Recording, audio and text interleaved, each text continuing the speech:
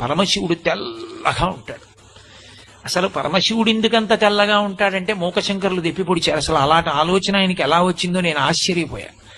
ఆయన ఒక శ్లోకంలో ఒక అద్భుతమైన మాట అన్నారు. అమ్మవారి చిరునవ్వు చూశాట శివుడు.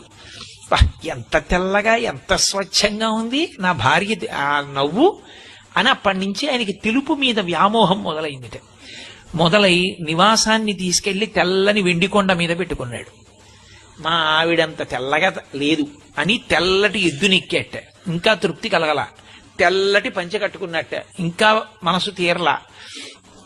తెల్లటి విభూతి ఒళ్ళంతా రాసేసుకున్నట్ట. అయినా మనసు తీరలా. తెల్లటి మణులన్నీ తీసుకొచ్చి వేసుకున్నట్ట మెళ్ళో. అయినా మనసు తీరలా.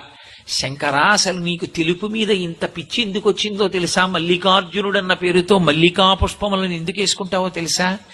మీ ఆవిడ